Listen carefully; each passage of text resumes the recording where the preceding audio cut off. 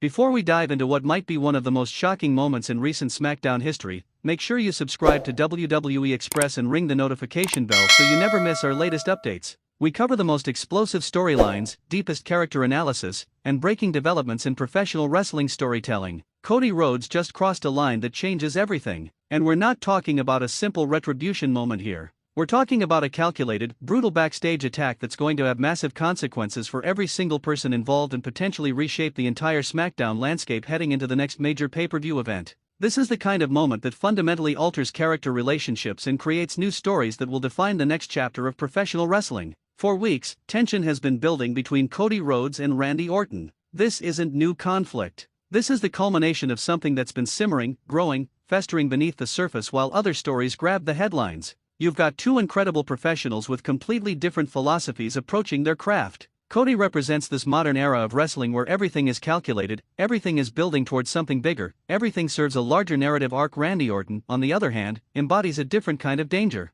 He's unpredictable, he's experienced, he's seen everything and done everything, and he operates with this confidence that comes from being one of the greatest performers of multiple generations. But here's where Pat McAfee enters into this equation, and this is what made the situation absolutely explosive. Pat McAfee brought an element that neither Cody nor Randy could fully control. As a commentator, McAfee has a microphone and a platform. He has the ability to influence narratives, to speak directly to audiences, and to shape perception. More importantly, McAfee has developed this complex dynamic with Randy Orton where they've spent significant time together, creating an alliance that benefits both of them. When McAfee started making comments about Cody, when he started using that microphone to undermine Cody's position and elevate Orton's perspective, it created a situation where Cody wasn't just dealing with one opponent or one rival. He was dealing with a coordinated effort to diminish his credibility and establish Orton as the superior force on SmackDown. The backstage attack itself represents something we haven't seen from Cody in quite some time. We're talking about someone abandoning the calculated approach, someone who typically operates with precision and purpose, suddenly operating from a place of raw emotion and justified anger.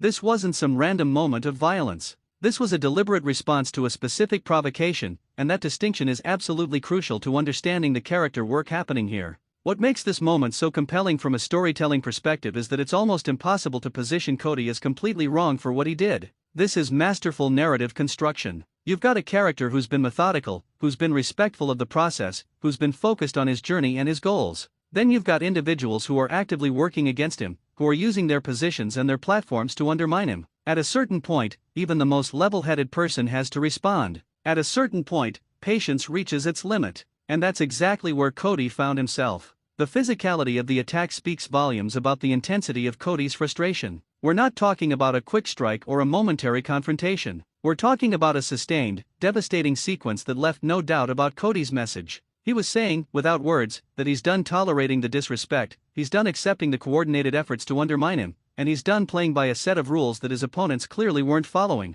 When someone like Cody Rhodes, who's built his entire philosophy around being a professional and following a code, finally snaps, everyone pays attention. The involvement of both Randy Orton and Pat McAfee is particularly significant because it blurs the lines of what we typically expect in professional wrestling. Normally, confrontations are athlete to athlete. But when you bring in a commentator, when you involve someone from the broadcast team, you're suggesting that this conflict extends beyond just ring competition. You're suggesting that the disrespect and the antagonism have become personal in a way that transcends the normal structure of professional wrestling narrative. Randy Orton, as the veteran that he is, will respond to this. But how he responds will be absolutely crucial. Does he retaliate in kind, matching Cody's intensity and aggression? Does he take a different approach and attempt to use the situation to his advantage, perhaps playing the victim card and painting himself as the wronged party? Or does he respect what just happened and recognize that the dynamic has shifted? Every choice Orton makes from this point forward will either escalate the situation or begin to de-escalate it, but either way, the story is now in motion. Pat McAfee's position is even more interesting because he occupies a unique space.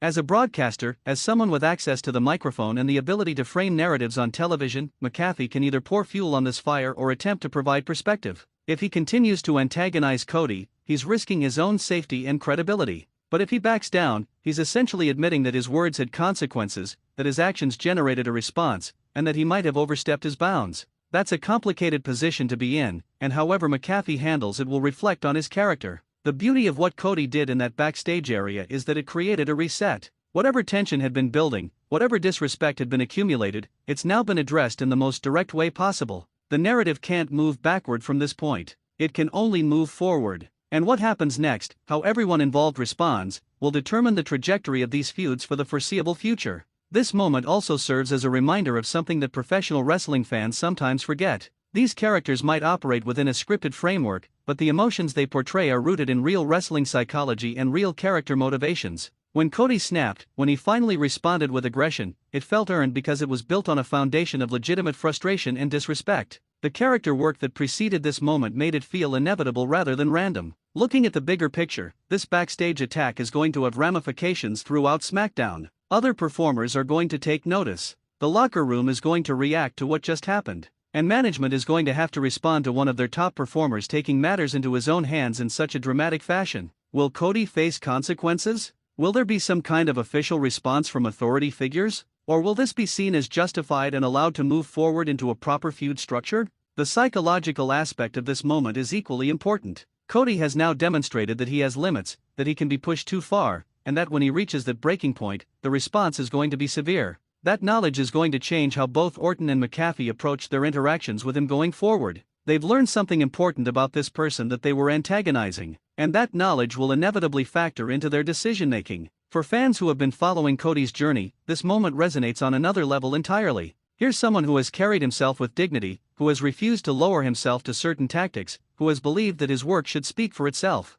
And yet, when faced with coordinated disrespect from multiple angles, he reached a point where words weren't enough. That's compelling character development because it shows growth and change while maintaining the core of who Cody is as a performer and as a person. The road ahead is going to be fascinating. Will we see Cody versus Randy Orton in a one-on-one match that's been built on this genuine tension? Will Pat McAfee's involvement create some kind of triple threat scenario or a tag team situation? Will there be a progression where these characters are forced to interact repeatedly, building towards something even bigger at a major pay-per-view event? The possibilities are endless, and that's what makes this moment so valuable from a storytelling perspective. This is exactly why professional wrestling continues to captivate audiences around the world. It's not just about the physical competition. It's about characters, it's about motivations, it's about creating moments that feel significant and earned and inevitable. Cody Rhodes just created one of those moments, and everything that follows is going to be shaped by what happened in that backstage area. If you want to stay on top of these developing storylines, if you want deep analysis of the character psychology behind these moments, and if you want to be part of a community that genuinely appreciates professional wrestling storytelling, subscribe to WWE Express right now and ring the notification bell. We break down everything happening in the wrestling world with the insight and passion this incredible industry deserves. Subscribe today, and thanks for being part of the WWE Express community.